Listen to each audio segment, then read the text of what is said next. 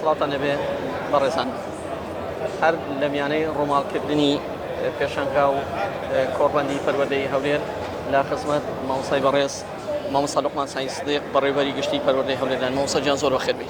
زۆر سپاس. سپاس بۆ بەڕێزی مامۆستا جان. مامۆستا جان دەمانەوێت بەدەر لەو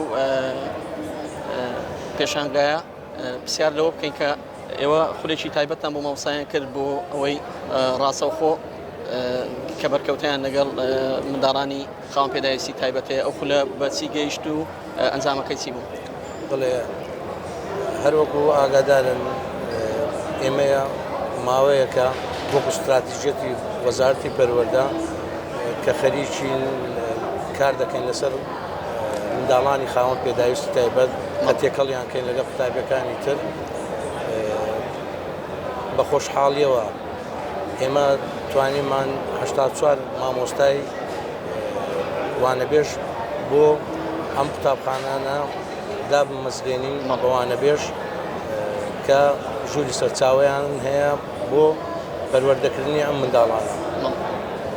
ئێمە لەو ماوەیەدا بە هاوکاری چەند ڕێکخراوێک توانیمان چەندی خول بکەینەوە بۆ ئەو مامۆستایانە کە 84 مامۆستابن بۆ ماوەی 4 هەفتە ئەو خولانەمان کردەوە زیاتر بۆ ئاشنابوونی ئەو مامۆستایان وەکو کلیلێک بۆ چوونە ژوورەوە بۆ خزمەتی ئەو قوتابیانە و چۆنیەتی تەشخیصکردنیان و پێگەیاندنی ئەو قوتابیە خاوەن پێداویستی تایبەتان.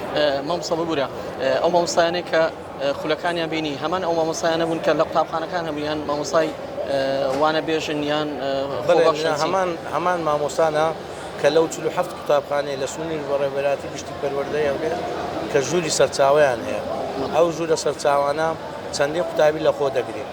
ئێستا ئێمە کار دەکەین کە بە تەرکیز کار لەسەر ئەو بابەتە دەکەین کە بە جوانترین شێوە بتوانین ئەو قوتابیانە پێ بگەینین تێکەڵیان کرد لەگەڵ قوتابیانی تر لەبەرەوەی هەنگاوی باش نراوە بۆ ئەم بابەتە. مامۆستا ئەو مامۆستایانە کە خولەکانیان بینیوە ڕاستەوخۆ لە دەستپێشی خوێندنی ئەمساڵ دەست بەکارەکانیان دەکەن؟ بڵێ خۆیان هەبوون لە قوتابخانەکان دانرا بوون بەڵام ئەو شارەزاییان نەبوو.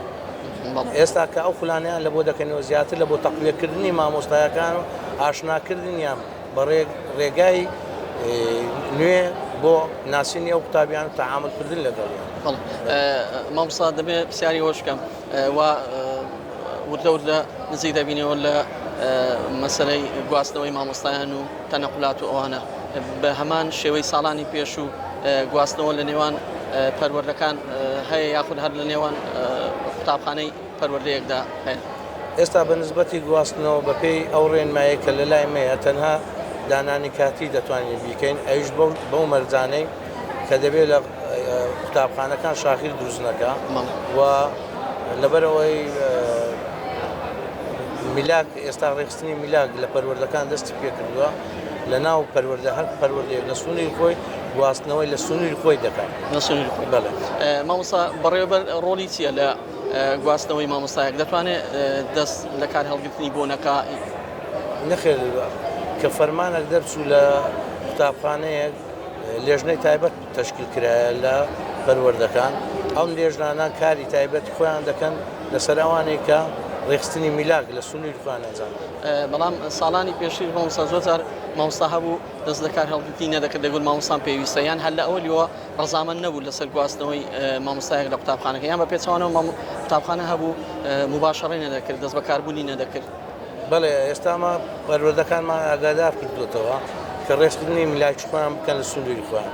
ئەو کاتی ئەگەر ئەو کێشانە هاتە پێش ئەو کاتی تەدەخول دەکەی هێشتا زووە بە پێش حەدەسەکەی. بڵێ مامۆستا گیان دوا پرسیار دەمەوێت باز لەو کۆڕبەند و لەو پێشانگایە بکەین کە یەک لەو پێشانگە نمونەیانەیە کە لە سەر ئاسی هەرێمی کوردستان و عێراقدا لە بواری پەروەردەدا ئەنجام درراوە بەردەوامیشی هێستا لە ماوەی ئەو دوو ڕۆژەی کە جەنابتان حزوورتان هەبووە لێرە هەڵسەنگاندنتان بۆ چییە؟ بە نسبەتی ئەو کۆڕبەندێک کە ئێستا ئەنجام دەدرێت کە حالیان لێرە حازرین کە شتێشی سەرکەوتووە یەک لە دەستکەوتە گەورەکانی وەزارەتی پەروەردەیە کەشتی نوێی لە ناو پانێلەکان تەڕح دەکرێت خەڵکی خاوەن شارەزا لە پانێلەکان بەشداری دەکات و بیرروڕای جوان دەگۆڕدرێتەوە مناقەشاتی زۆر جوانیش تێکرد. ئینشاءڵڵا تا کۆتاییە کەشتی باشتری ژێمان لێ دەبی لەبەرەوەی شعارەکەشی جوانە کە خوێندن بۆ هەمووانە. مامۆستاجان زۆر سپاس دەکەین. سپاس بە بەڕێزت. بەڕێزان و خۆشەویستانم لا خزمەت مامۆستای بەڕێز مامۆستا لوقمان سعید سدیق بەڕێوەبەری گشتی پەروەردەی هەولێردا بوو تا میوانیش لەگەڵی بەڕێز خۆشەویست بەتێکین دەگەینەوە خاتون سوێن خاتون.